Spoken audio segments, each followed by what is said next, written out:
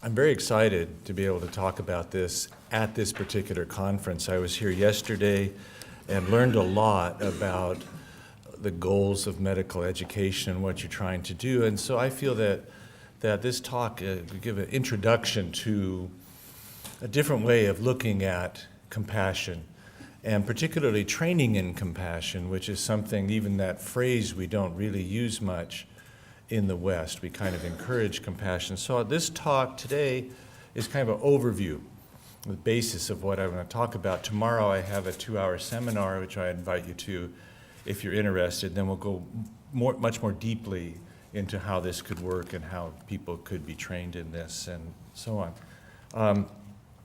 So we'll start right off. What's the purpose of medicine? Is it to cure disease? Is it to prevent disease, save lives, prolong lives? Is there anyone that can be guaranteed that they'll never get sick in terms of preventing illness? Is there anyone that you care for who's not going to die in terms of saving lives? So those goals are really not the achievable goals of medicine, the ones we struggle with.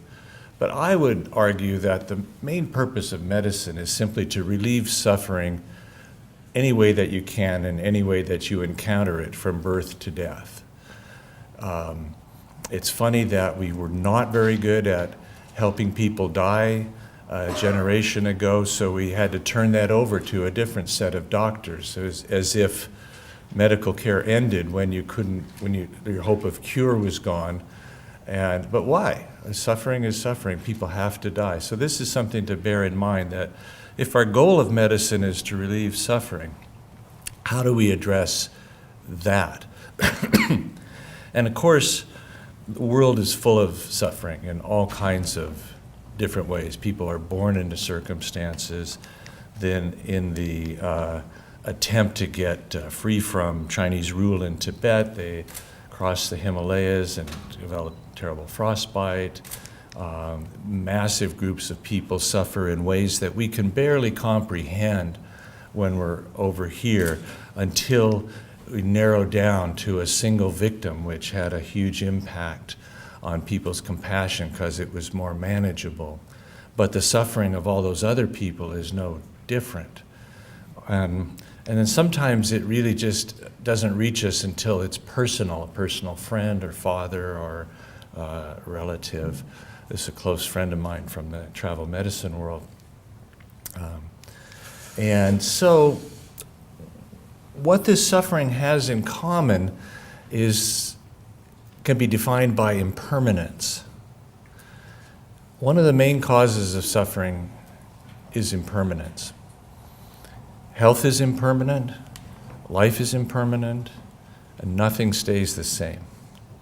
And we don't like to think this. We actually go about our lives trying to assemble things in a nice way in terms of education, and then family, and then children, and we want it to stay the same.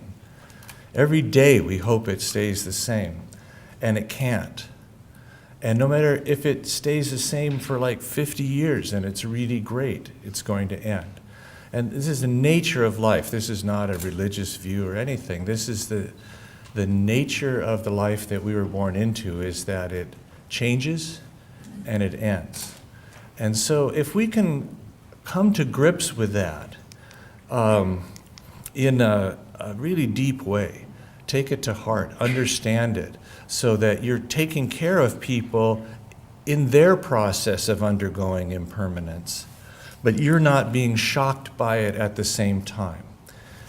Medical professionals are human beings, and they can't help take care of people if they're the same age or something they can relate to and they're dying or suffering unexpectedly. It can be difficult, but impermanence is something to think about, because otherwise we're not operating compatibly with reality. We're at odds with reality if we don't accept impermanence. And so nobody wants to suffer. You don't want to suffer. I don't want to suffer. And so, in that sense, everyone is exactly the same. And so, when you think about it, I am more concerned about my suffering than I am about your suffering, automatically, sort of. But you're more concerned about your suffering than about my suffering. You guys don't even know me. And so we could, I think at least, so it depends where you're standing, whose suffering is most important. You know, to Gerard, his suffering is more important. To me, mine's more important. We could at least agree it's the same. He cares as much about suffering as I do. So it's a great equalizer to realize that nobody's suffering is less important than your own to them. Human beings suffer, and we should care about that. And most of you do because you went into a profession that brings you in contact with people that are suffering. You seek them out. But it's anybody in the world. And so why do we feel that our own suffering is more important than someone else's? We just adopt that view, but it can be changed. We can at least equalize it. If we were to go much further in our compassion training, we could conceivably get to a point where everyone else's suffering was more important than our own, but that's not easy.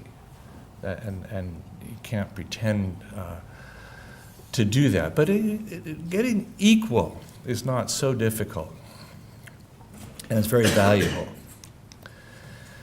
So we're talking about suffering, so then we say, well, what is compassion? And so compassion is a word that in the West has had a very wishy-washy definition. It literally means to suffer with. It has overtones of sympathy. And it's just not a very powerful word. So I want to change that. I think that we can redefine compassion. And the definition would be that compassion is that heartfelt desire to relieve suffering in others, that being aware of the suffering of others, that we would like it to be relieved. And just that wish. Then, since we're professionals, we can actually carry it out to some extent. But same as a mother for a child, father for a child, we want to relieve suffering in others. So it's a much more active definition. It's a Buddhist definition, but it all of a sudden makes sense if you use this definition rather than a more wishy-washy definition. So what would be the opposite of compassion? Maybe we can understand it better if we think of what the opposite might be. Anger is not compassion. Greed, jealousy, indifference. So those emotions are when it's all about you. Anger is how someone else affects you. Greed is wanting more for yourself. Jealousy is wanting what someone else has. And indifference is simply not caring. So all of those are feelings that are the opposite of the feelings of compassion, to help bring that into focus a little bit. And those feelings of anger, jealousy, greed, and so on come about because of that platform of caring about our own happiness more than others. So that's why that's an important step to think about that, because whenever our own happiness, even a small degree of caring more about our own happiness, provides a platform for these larger emotions to take place, the anger, greed, jealousy, and so on. So it's a self-focus. Focus on yourself is the opposite of compassion. And this is important because we need to be careful when we start talking about self-care as a way of training in compassion and caring for ourselves. Of course we have to care for ourselves, but we need to do it in a skillful way. So here's a quote. All the joy the world contains has come through wishing happiness for others. And all the misery the world contains has come through wanting pleasure for oneself. This is highly non-intuitive to our minds, but it's really, really true. It's really profound, and it comes from a a Buddhist text from India in around the year 700. This book is available. It's a beautiful book of deep study of compassion, the way of the Bodhisattva. But all the joy in the world comes through these positive emotions of wishing happiness for others. And all the misery that comes through the world is wanting things for ourselves, which then leads to war, leads to all the difficulties in the world. So this is it's very profound and not intuitive, but it may well be really true. So how do we currently teach caring for others? So we are interested in the word empathy a lot in medical education. And empathy is the ability to understand and share the feelings of another person. So it's necessary. You have to recognize suffering in other people. But is it sufficient by itself simply to have that recognition? And beyond that, is it even dangerous?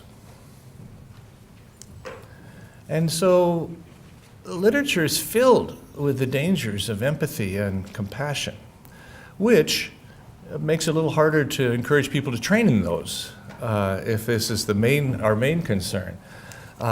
Too much of a good thing. Tips on avoiding the dangers of unchecked empathy.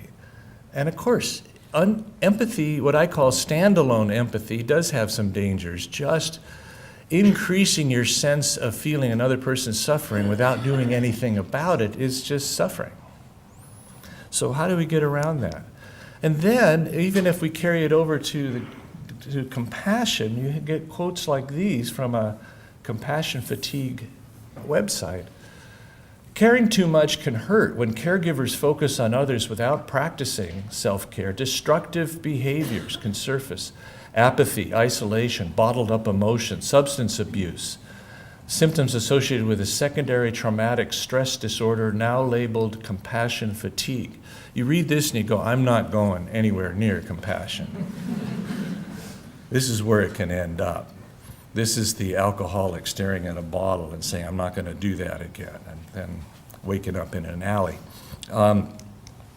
Another quote, compassion fatigue is an occupational hazard, which means that almost everyone who cares about their patients or clients will eventually develop it with certain varying degrees of severity. So, these websites are trying to offer a counter to compassion fatigue and so on, but these kinds of warnings you read, I just kind of don't want to take the chance. So before we can talk about compassion and increasing that, we have to talk about a safe way to do it, right? What is the alternative to inevitable developing of compassion fatigue?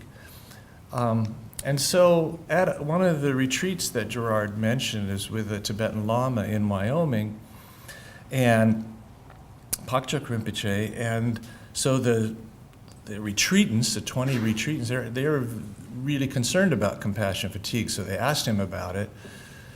And he thought about it. He said, we don't actually have a word for that in the Tibetan language. Compassion as a quality can't fatigue. The desire to ease suffering in others isn't something that can wear out. We can wear out. Our ego can wear out. A lot of other things wear out, but compassion doesn't.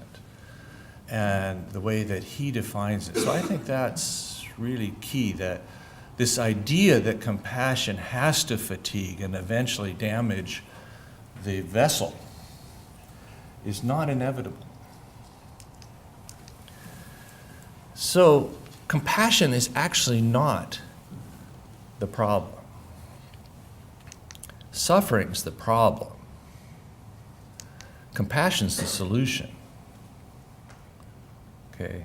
So we want to turn the focus back where it belongs. What we're trying to do is help relieve the suffering of people we're caring for, and do it in a way that doesn't increase our own suffering. That's the only effective way, long-term way to do it. So is that possible, is the question.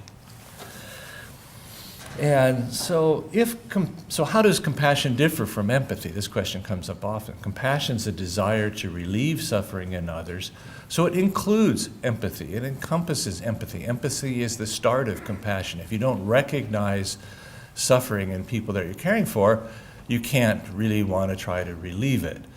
But it's an attitude of being willing to help.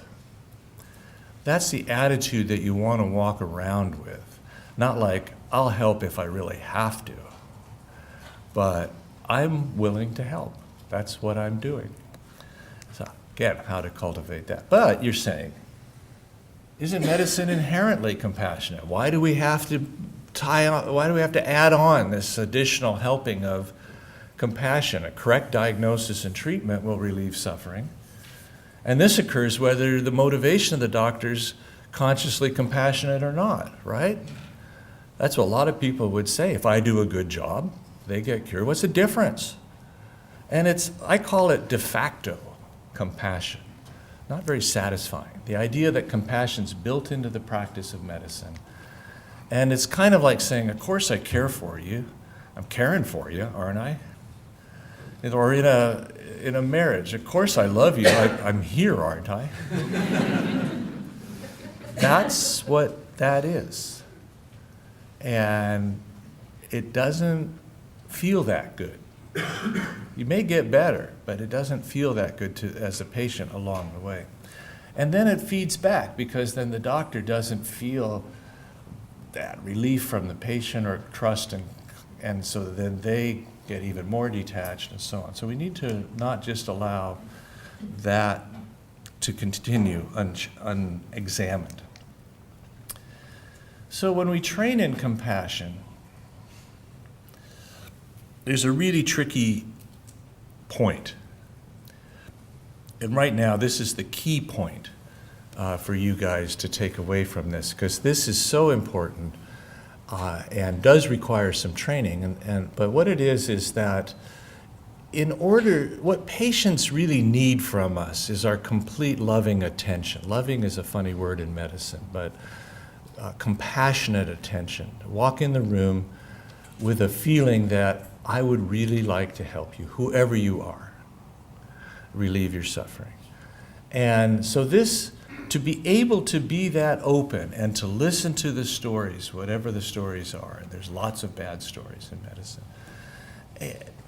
And right now, our sense of being a compassionate person is based on how much we continue to care about the patients when we walk away from them. I think it's one of our main feedback mechanisms. If you are lying in bed at night thinking about the patients you saw that day, then you think, that's because I'm a compassionate person.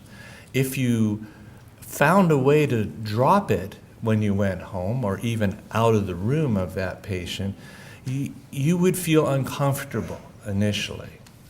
And so most of us measure our compassion by how much we cling to those feelings, but it's painful and tiring and even traumatic over a long period of time. So the real question is, can we care? Can we have that open-hearted feeling towards the person we're caring for, and then have permission to let go of it afterwards? And as Chokyi Nyingma Rinpoche said in his book, if holding on to the emotions of patients was beneficial to them, if it helped them, then we should do it. But since it doesn't help them when we're not with them, and it only hurts us, why is that effective? Why do we need to do that? So even if we decide we would like to do this, we need to cultivate a technique, a method that allows us to more readily let go of thoughts that we're clinging to. Because that's not a medical thing, that's our habit throughout our whole life. Whatever strong emotions that we're experiencing, we can't ditch them no matter what. That's why people drink, that's why people do sports and run and do all these things. So we need another method. Okay, so why is, if compassion is such a great thing, Why can't we just choose compassion towards every person we meet? What limits us? And you think, well, I'm only human. How can I be like that? Who could be like that? And so compassion's unstable. You could start the day wanting to be compassionate, not want to be compassionate after lunch, certainly not at 5 o'clock. So it's not stable, even if we start out. One time, a Scottish doctor came out to Nepal to volunteer, and I took her to meet Chokyi Nyima Rinpoche. And she said, he said, I start out every day really wanting to help people, and by the end of the day, I really don't want to see them anymore. Why is that? And he said, well, it's because you're not completely enlightened. But it's really good that you start out every day wanting to help people. So we need to, get to some further stage. Our compassion is often very selective. It's much easier to be compassionate towards people we know, that are similar to us, that we like, that appreciate us. That's not whom we need to train for.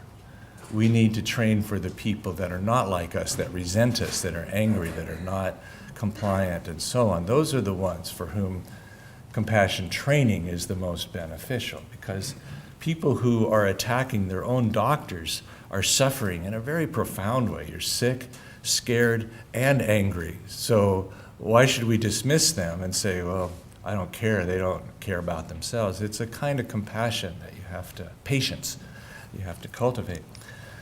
And it's also, to a certain extent, we need some feedback, some reinforcement that we're doing a good job. And that's why, if you want to get good care yourself, then just be nice to your doctor. It's just foolproof. And tell your friends and relatives, just be really nice. You're such a nice doctor. And then they'll go way out of their way to help you. But what we need to realize is that whatever those limits are entirely within our own mind. They're fixable. Okay? They're not based on the patients or the circumstances. It's based on our reaction to them, our ability to cope with that. So now we need to turn the focus to where compassion can be modified and trained, which is within ourselves. So if we want to be more compassionate, what do? Well, to get better at anything, we need to train, just like running. And is compassion just a matter of trying harder? Is it like a VO2 max, the ability to process oxygen? Sad to say that it's a genetic quality that can only be modified about 10% no matter how much you train. So if you don't have a high enough VO2 max, you're not going to get to race the Tour de France. If that's a disappointment to some of you, sorry to be the one to say it, but you could get it tested and see maybe it's better than you think. But so I think a lot of us, one of our reasons for not undertaking training and compassion is the idea that it's not going to help that much. It's fixed in some way, what you're born with. But I want to question that. So where do you start?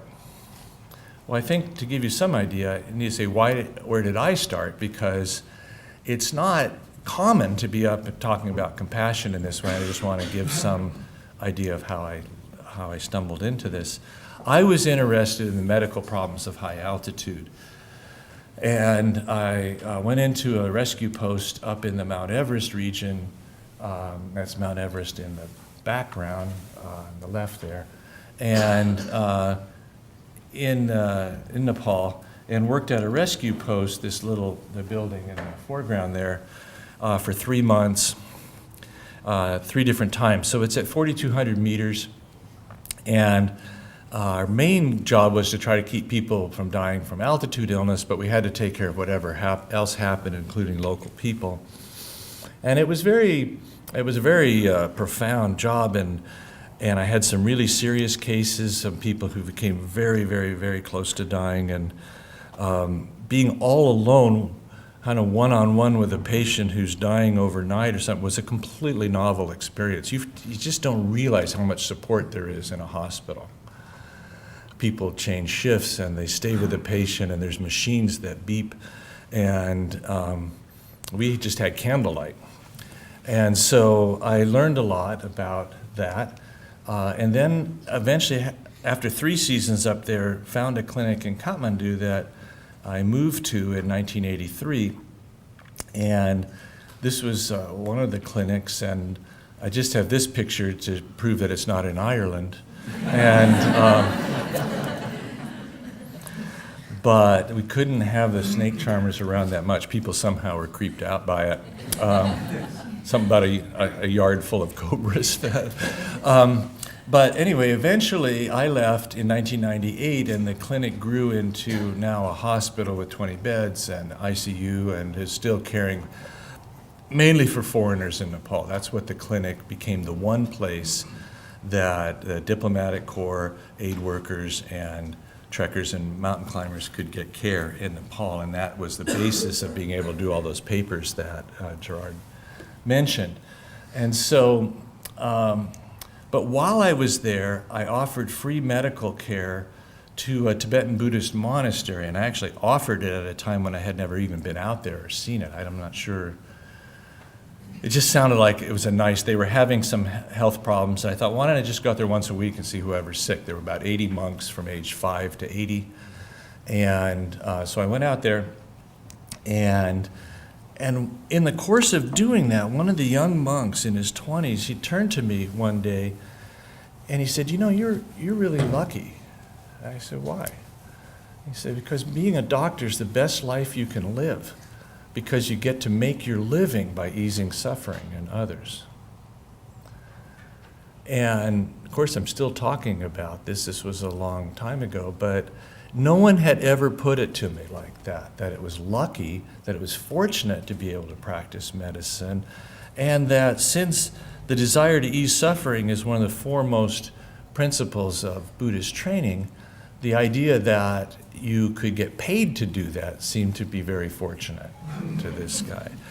He was devoted to easing suffering as sentient beings, but by being a monk and continuing the tradition and doing ceremonies and so on. So I thought, okay,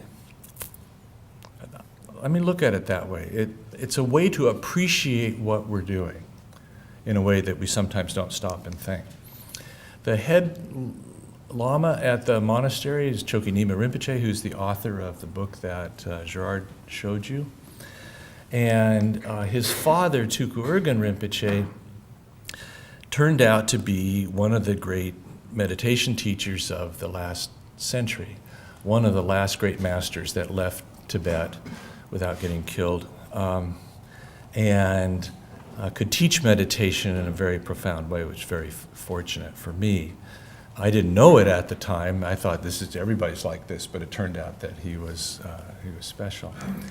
And so, as I began to get interested in Buddhist training, mainly because the romantic ups and downs and work stresses and stuff, and not so much because I said, teach me to be a compassionate doctor. It wasn't in my mind. I didn't even know that it could have that effect. But it did, and I began to notice it, and I was more patient and more kind, and people cried more often and easily when I saw them. And I thought, maybe there's something to this. So I asked Chokyi Nyingma Rinpoche whether he would ever come to the U.S. and teach a group of doctors and nurses, and he always said, yes, it's important, I'll do that. So in 2000, I organized a conference in Jackson Hole, Wyoming, where I had moved to, and about 65 people came who were not Buddhists, just normal doctors and nurses like you guys, and I didn't know how it would go over. But it went over really well. They were really touched by the view of this more expansive view of compassion. And historically, it really was the first time ever that Tibetan Buddhist teachings on compassion had ever been addressed to a professional audience, not just general Buddhist teachings. And so that was the start. We did one more conference, and then I spent 4 years editing the teachings into this book. So these are authentic teachings by Chokyi Nyima Rinpoche. But if you get the book, I did create a study guide, about a 60-page study guide that is the companion to this, and it's available free online on my website, which is just either my name or medicineandcompassion.com. And you can download it as a PDF. And so the book it's very accessible in the sense that it's very easy to read and written in non-technical Buddhist language. There are Sanskrit terms and stuff like that that are sometimes that we don't have any of those, but it's nonetheless very profound. And that's why the study guide, to help guide over some of the more profound concepts that are talked about, which I'll go into in more detail tomorrow. All right, so that's how I got into this. So what was the cause of all the happiness in the world? Wishing happiness for others, right? So what does that cost? What is the cost of simply wishing that others should be happy and free from suffering? Honestly, it's free. Psychically, it doesn't cost that much. It's just a change in attitude. You know, I wish that all sentient beings, all beings with feelings, so in Buddhist terms it goes beyond human beings, but all beings, all human beings could be free from suffering. It sounds artificial at first. It's not easy to say, but if you find yourself saying it every day when you get up, it becomes more normal. And why not? Why would you not want to go to work wishing to ease suffering in the people that you're seeing? Do you want to go to work to cause more suffering? And if you don't believe in affirmations, which, you know, I don't automatically, but we do, because you would not want to wake up every morning and say, today I want to cause as much suffering as I possibly can. You wouldn't say that. You'd feel uneasy. So why do you not feel like there's power in saying, today I would like to ease suffering as much as I can? That's my goal. And that becomes part of that attitude that you bring into the room already. You don't have to walk into the room and suddenly discover that, oh yeah, I'd like to also relieve suffering, maybe. I don't know. I don't really care about this person. So, you know. So what does it cost? But what if by chance, in addition to just wishing that you could relieve suffering, that you're a health professional and you actually can? Shouldn't that make us happy? You know, you've got the wish and you can do it. This was a dog nearly took off his nose, and it looks like it's light, but that's only the flash. I'm actually operating by that flashlight there at night, and this is his nose, and we got it back together. And that's nice, because he would have really had a wrecked life if I hadn't been around, no other medical care in that area. So if it is a good thing and we wish to do it, then why do we burn out? And also I want to question the use of the word burnout, because I'm not sure it's the best metaphor for our compassion. It implies the idea of fuel, or limited ability to keep the fuel lit. That's what burning out something would be, either of those two things. So maybe there's a better metaphor. And so I think the best metaphor these days is that we think of our compassion as a rechargeable battery. So a battery has a certain amount of charge when it's charged. So if our compassion were an actual rechargeable battery, we wouldn't walk around with it on. We would only turn it on when we thought it would be effective or when we needed it, because we'd want to preserve it, knowing that it was going to run down. And then when it is run down, we have to do something to recharge it, and we're not sure what that is. But like a rechargeable battery, its ability to hold a charge goes down over time. So 20 years, 30 years into your career, this rechargeable battery of compassion may not be chargeable anymore, and then you go off into something else. So I think it's a valid metaphor. I'm not saying it describes how things currently feel. So our only method right now of trying to recharge that rechargeable battery pretty much is to go on holiday. Take a break. And it also, there's a little bit of pressure because it has to be a successful holiday.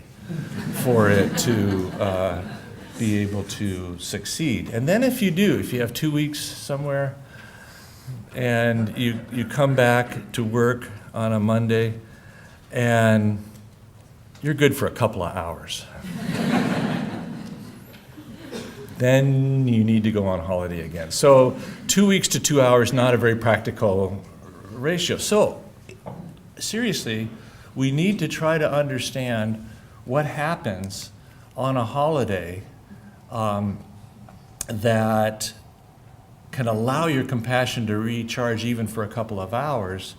And can we do that without going on holiday? That's the really key thing here. You all nodded and agreed that going on holiday was really key. So how do we get that holiday feeling without going away from our job? So in other words, how do we learn to relax? Because what happens on a holiday? We relax. That's why I said if it's a successful holiday. And relax means what? What does relaxed mean? Not just physically relaxed, not enough. You could go on holiday, your mind going with something that's really bothering you, not going to be a relaxing holiday. So relaxed actually means being less disturbed by our own thoughts.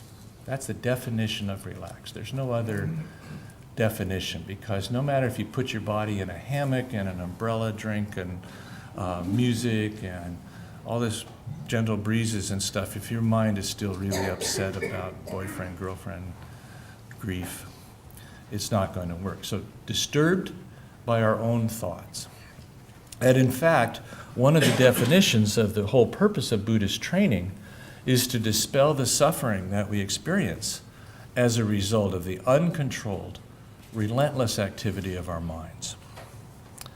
So this is a problem in terms of suffering, because most of us don't know how we're going to feel next. We have no confidence. Some news arrives, someone says something, we forget something, we remember something. We just wait to find out how our mind is going to feel. We don't have any confidence of continuing to feel calm, to continue to feel unthreatened by our own thoughts. This is, beyond anything to do with medicine, a problem that we face as human beings. We wait to find out how we're going to feel. We spend our whole lives wondering what it's going to be like 5 minutes from now, half hour from now, this weekend for you guys. You have no idea how you're going to feel. So meditation is a technique that allows you to start learning to see how your own thoughts form, to begin to recognize the transient nature of thoughts, and to become aware of a vantage point in which you can see those thoughts. So you're not your thoughts. But if we don't go and look, we're never going to get confidence in this for ourselves. So it's not just mindfulness, which is the popular form of meditation right now, is not the only form of meditation. And so our goal is to learn to be able to let go of thoughts. Remember when we were seeing patients and we got really caught up in their story and then we needed to walk out of the room and let go? We need to train in that. Just letting go is not that easy for us. So when we meditate, we're not seeing patients and thoughts arise and we can look at them and then we can turn our attention off of the thought and then it vanishes. Thoughts are not solid. They don't accumulate. They don't have to be excreted like other things that accumulate in our body. And they're made heavy only by how much we cling to them. They have no intrinsic weight. Okay, so tomorrow we'll deal with this a little bit. But that's the idea of why we would need to practice.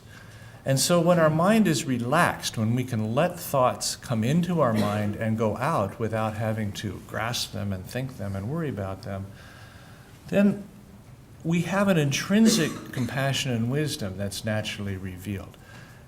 I'm sure all of you would agree that when you're most relaxed, you're most likely to be compassionate. You're most likely to say yes to something. And so having a relaxed mind with a attitude of compassion is the key. That's what we're going for. And so from that, it can go far further than you can imagine to a stable, vast, which means inclusive of everyone, and most important of all, effortless. So effortless compassion sounds like an oxymoron, but it's not. Because a relaxed mind, with already having decided to want to be compassionate and ease suffering, doesn't require any further effort. It just acts as compassionate at that point. Now, this doesn't happen the next day. This is training over years.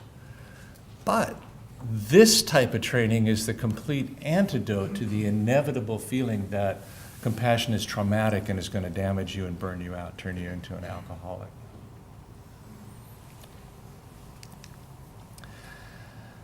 I wouldn't have so much confidence in what I'm talking about if I had not seen the living examples of compassion that is stable, vast, and effortless. So all these teachers that I've known manifest an unshakable compassion and love and wisdom, the ability to make sure their compassion is effective in every situation. So it was an inspiration to try to train and be like that. If they had only said, you know, I read a book and I heard that you could be like that, I never mastered it, but here's what you can try, that would not be very compelling. So I just wanted to show that. So to give you another example, if our basic nature is one of compassion, one of a desire to be kind to other people, then our emotions, and that appears, that's the background, like a blue sky, which you guys don't have much experience with. And I'm from Oregon, and I was 10 years old, and I saw a little crack in the sky, a little piece of blue, and I go, what's that? And but there is a blue sky behind all these clouds, and that's our basic nature, calm, unshakable nature. Emotions and thoughts are just like clouds that form in the sky. So most of the time, we're something like this, clouds forming, but the clouds in the sky don't have any lasting impression on the blue sky. That's why we can learn to let go. If they did really dig in and root in and cause damage, then we couldn't hope to do it. But this is a viewpoint. You can question it and analyze it, and that's what you should do. But that's a viewpoint about the nature of clouds. And meditation is your own way of exploring whether you can let go of thoughts or not. That's a way you can prove it. And so, but sometimes our minds are much more like Galway. And, but what a relief when we find our mind actually occasionally just like this, open, barely a thought. But not dull, not unconscious, open and aware, but not clinging to any thought at all. That slide always makes me just go, at this point.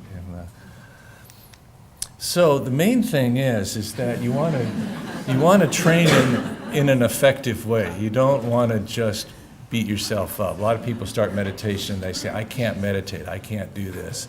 My mind is too busy. Your mind has always been too busy. Now you're looking at it. That's the only difference when you start meditating. So then, with a teacher, with feedback, hopefully, this is the way meditation is meant to be taught. You can ask your questions and so on. And this summer, this October, when I do this medicine and compassion retreat, we're going to have an additional focus on meditation training, which we haven't done as much. And it's a different Lama this summer, but we'll try to get individual instruction from a Tibetan Lama if you're interested in trying to get authentic view of how to do this. So the key to compassion is not just to try harder and wear yourself out, but to investigate the relationship between how a relaxed mind and a compassionate attitude can lead to a kind of more effortless and stable compassion. So, what have we learned? You need to take impermanence to heart. That was back at the beginning. The more comfortable you are with impermanence, the more stable you'll be around your patients. I really have seen this. They're going through lots of life changes and questioning and how can this be happening. And your awareness that this can happen and does happen and it's no one's fault, even if you never say anything, gives you a kind of stability, or ability to be in that situation with more strength within yourself. So contemplating impermanence is really important. And why not appreciate what you're doing? Take satisfaction that your work does involve relieving the suffering of others. There's a term in Buddhist training called joyful diligence. So why, since helping other people relieve suffering is good, why not take joy in it? But we don't often approach it that way. Cultivating a genuinely compassionate attitude, and then you don't have to put it on each time you see a patient. And they can tell. Putting on an apparent compassionate attitude. Patients are like adolescents. They can see right through you. Sorry to say. And so pretending to be compassionate is better than just being mean. But that's a low bar. And so being actually compassionate puts people at ease and is a nice way to do it. But you need to cultivate a genuine attitude. You need to understand that compassion is our natural state.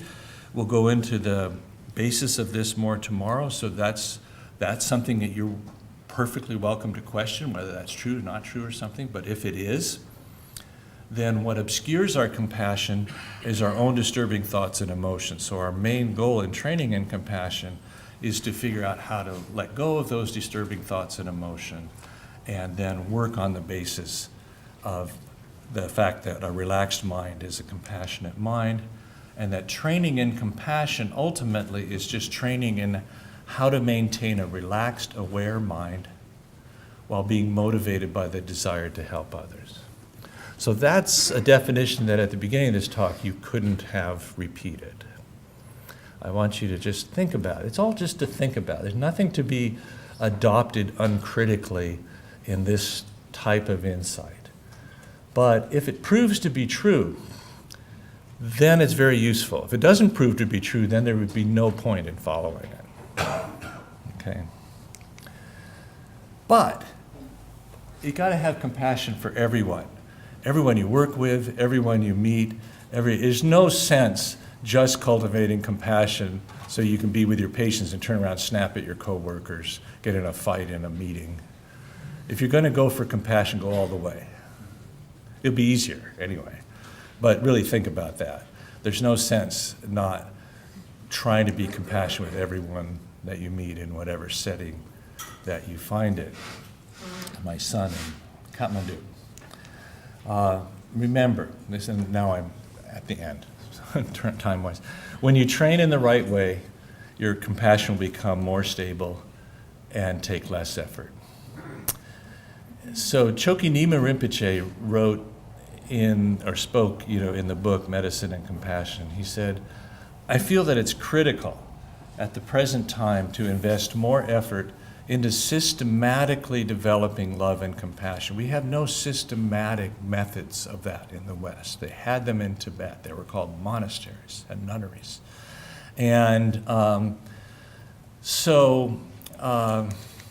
if we could advance the cultivation of love and compassion to the extent that we have developed technological improvements, balance those things, then the entire world community would benefit immeasurably.